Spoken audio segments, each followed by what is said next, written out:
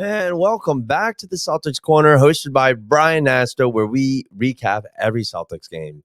I'm joined by special guests on the show with in-depth breakdowns, latest topics, and anything Celtics. I have a question for you, though. Ready? Do you bleed green and gold? If you do, just as much as you're in the right place. Please go check out my Twitter at Celtics Corner _ for live game updates, posts, and discussions for your Boston Celtics. Now, we have a huge episode for you guys today. And I'm going to try to keep it short. I don't want to go on too long, but we have a lot to cover in this episode. This is a couple hours after the trade deadline finally ended in the NBA. And man, did we have fireworks all over the league with trades over the past 24 hours. And it's just a lot to unravel. So we're going to do our best. But first things first, we have a game that we had last night against the Sixers, and it was probably one of the most important games of the season. Celtics are down 4 starters in this game. You're out with Al Horford, no Rob Williams, no Marcus Smart, and then you lose Jaylen Brown on top of it. 18 minutes of the game with a little collision with Jason Tatum. Jason Tatum was fine. Facial fracture for Jaylen Brown. We'll have more news on that later on in the episode. But 4 points, 18 minutes into the game, no production from him.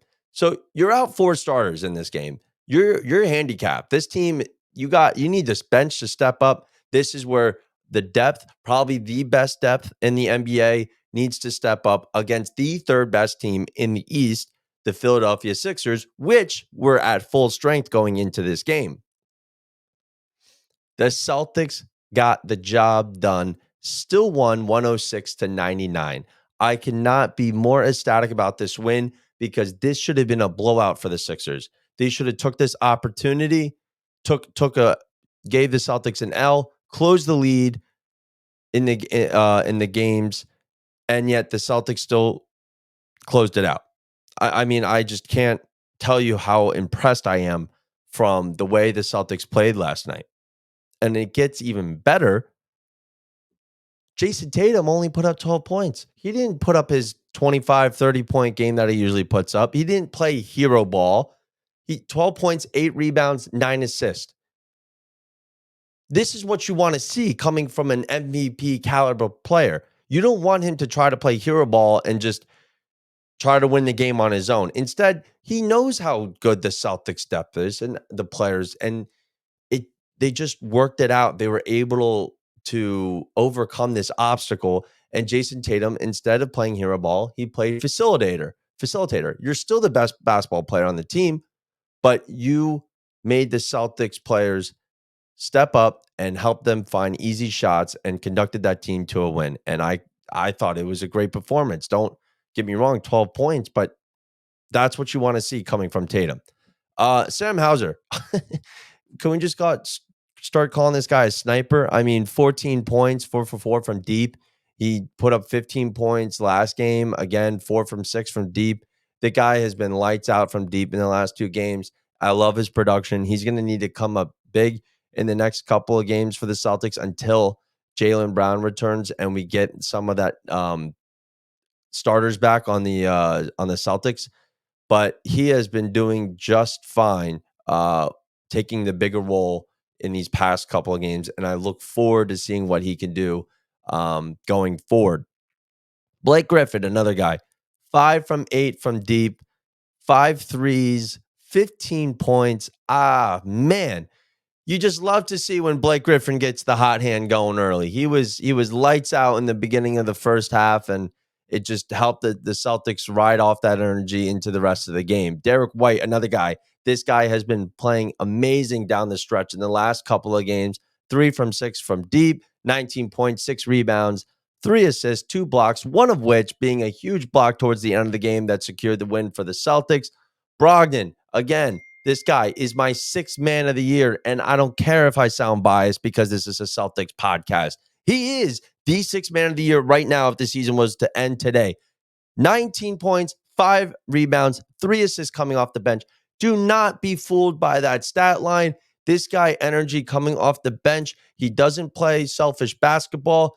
He's more so of a pass first type of guy, but his aggressiveness over the past month has just molded into the type of production that we were expecting to see when we made this trade in the offseason. Cannot ask from a much more from the Celtics bench anymore. Grant Williams, 4 for 6 from deep, 8 rebounds, 5 assists, 15 points. Again, this guy, Grant Williams, a guy that has been struggling over a long stretch of games. You could say in the past 3 weeks, has not been that offensive production that we've seen from last year. He hasn't been doing too well, but he's been getting the minutes, but just not a great asset on the offense. And again, the Celtics backs are against the wall in this game. You're down 4 starters, and he steps it up. He steps it up, and he has a great shooting night. And this is a great pep up game for him, maybe to get him back in momentum and swing of things, because we were able to rely on Grant Williams from deep last year, and he had a great game against that Bucks in the playoffs, and it's just you want to see him get back to the offensive production, and having this game will give him a great boost of confidence. We also got to see great minutes come out of Luke Cornett. Put up an easy 8 points. Again, backs against the wall in this game. You're down 4 stars. Probably the most players out in this, the weakest Celtics team we've seen all season going against the third best team in the East, and they still pull out the win 106-99. One of the best, most important games of the season. This is going to be a game where we're going to have to look back on later in the season, even into the playoffs, to say, hey, we could do this. We were out 4 starters and we still got the win at home against the Sixers at full strength. So don't ever make excuses when it comes to, oh, well, Rob Williams was out. Oh, well, Al Horford. Doesn't matter. This team can win against anyone, anytime, with anybody. Moving forward, I mentioned this, 6th man of the year. Let's take a look at it. Malcolm Brogdon has to be the leading candidate for 6th man of the year right now, sitting at 14.5 points per game, 4 rebounds per game, 3 assists per game, shooting 48% from the field, 46% from 3 coming off the bench. Yeah, that's right. You can look that up. Fact check me. He's shooting 46% from 3-point field goals coming off the bench. Do you know how insane that is to have a player, Malcolm Brogdon, shooting that well, but your team has so much depth that he doesn't make the starting lineup, and to have that asset come off your bench, it's illegal. It's illegal. And then 90% from free throw. Right now, if you go on sportsbooks, he's minus 200 to win 6th man of the year if it was to end today. If he keeps it up, there's no doubt in my mind that he will win this. Going into the season when we made this trade and fleeced the Pacers, the only question was if, he would be healthy, because he's coming off of an injury. We haven't really seen him since when he was doing his thing before he got injured. That was the big question. And so far, he's played most games. He hasn't missed a lot of games this season, and he's doing exactly what he was doing before he got injured. And now he's on your bench producing these types of numbers. It's just illegal. It's illegal at this point. But now let's look into the trade deadline, because, again, today was one of the most exciting days in NBA basketball. If not, you could say this was one of the best trade deadlines of all time. A lot of moves, big names too, not just role players or bench players. Obviously, the big one, the Suns traded a blockbuster Mikal Bridges, Cam Johnson, Jay Crowder, 4 first-round picks, and a 2028 pick swap for Durant and TJ Warren. The Suns now have a super team. You have DeAndre Ayton, Chris Paul, Devin Booker, and now adding Kevin Durant. Wow. That is a super team. And they have been playing good ball lately. They were playing terrible basketball in the beginning of the season, but they have been playing good ball lately. They're fifth. I believe they're fifth in the West. And if the season ended today, they would be going up against the Mavericks. And that brings me to my next big trade. Kyrie Irving requested a trade after we smacked the Nets a week ago, 142. And Kyrie, I think we broke Kyrie again. And Kyrie requested a trade, and it didn't take long. It only lasted like 48 hours. And I believe it was Sunday, he got traded to the Dallas Mavericks. And having that over with Luka Doncic will be great. However, and you got Dwight Powell over there. However, defensively, they don't have good defense. Don't get me wrong. Dallas went deep in the playoffs last year, but I want to see how this Kyrie and Luka dynamic works out, because how are they going to work around losing Spencer Didwittle and I can't think of the rest of them, but they lost defensive minded players and they're now on the Nets. So how do you work around that? Because same thing with the Suns. Defensively, Mikal Bridges is an amazing defender. Jay Crowder as well. And you're giving up those guys for Kevin Durant, which is great. You know, he's okay defensively, but Devin Booker doesn't play defense. Chris Paul is Chris Paul. Let's be real. You're only DeAndre Ayton, but he's not the fastest man in the world. So Suns and Mavs probably have and then you could say the Nuggets all have the three best teams in the West right there. But defensively, how will that look going forward for the rest of the season, and then when going into the playoffs? Those are questions that they're going to need to work around and be able to figure out a system to work around their small lineups. D'Angelo Russell to the Lakers. Lakers actually got some moves done. Russell Westbrook went to the Utah Jazz. So Pat Beverly went to the Magic along with Mo Bamba going over to Lakers.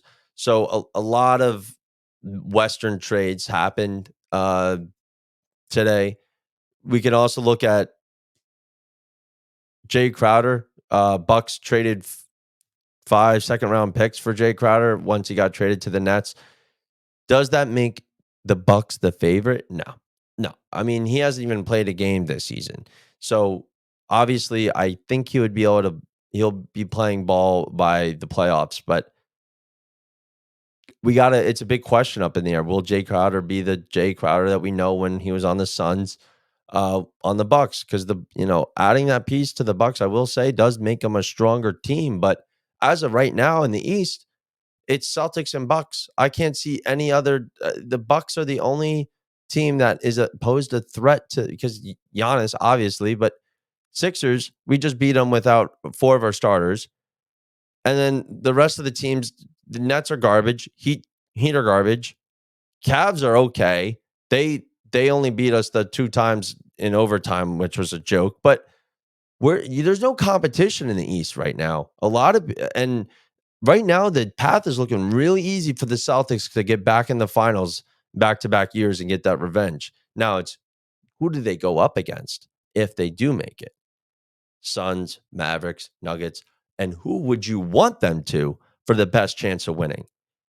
Me, personally, I would like to see Nuggets and Celtics with Jokic, because I just think Jokic deserves to be in that spotlight, finally making the finals.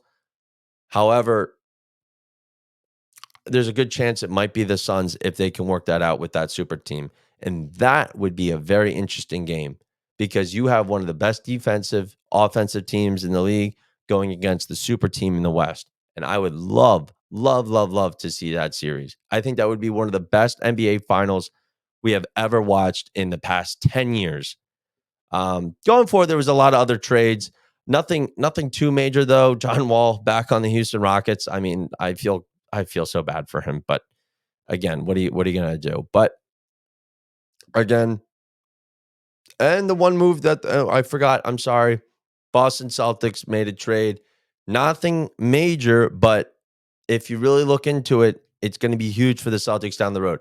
Celtics traded Justin Jackson and 2 second-round picks for Mike Muscala from the Oklahoma City Thunder. Holy crap, I can't speak today. He averages 14 minutes a game. He's 6'11 center, shooting 41.9% from three over the last 2 seasons.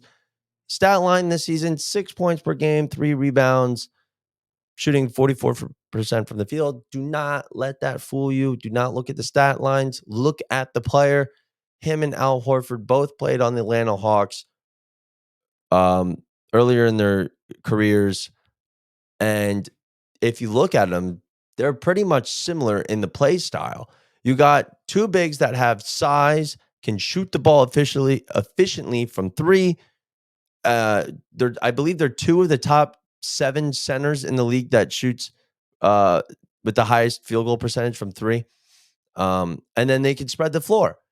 So adding another Al Horford mindset player on your bench is game over, because the Celtics can just spread the offense out so well now, adding that piece. And they didn't really lose anything. They kept Grant Williams. They never got rid of Peyton Pritchard. So this is the updated roster. I'll read it to you. Rob Williams, Al Horford, Jason Tatum, Jaylen Brown, Marcus Smart are your starters. Coming off the bench, Mike Muscala, Grant Williams, Sam Hauser, Malcolm Brogdon, Derek White. And then your reserves: Luke Cornett, Blake Griffin, Danilo Gallinari. We'll see if he plays, and then Peyton Pritchard. That roster is insane. I'm just looking at the bench part. Sam Hauser, Mike Muscala, Malcolm Brogdon, Derek White. I'm speechless. Looking at that lineup. If this team stays healthy, health is the only enemy to this team right now. The only enemy. If this team, and they're getting banged up right now, and we're seeing it in the injury report, which I'll read to you guys in a couple of minutes. But come playoff time, you will, if they stay number 1 seed, this team needs to be fully healthy, ready to go. If some players need to miss a couple of weeks, so be it. You only got 2 more months left in the season. Take a breath. You know how good this team is. I want this team being ready to go, just like they were in October. Going forward, we got a game tomorrow. Their fourth and last final meeting versus the Hornets. They play at home. Celtics are 3-0 against them. They're looking for the sweep in the regular season series. And I just want to read the injury report here. Jaylen Brown out, facial fracture. Actually, really good news about this.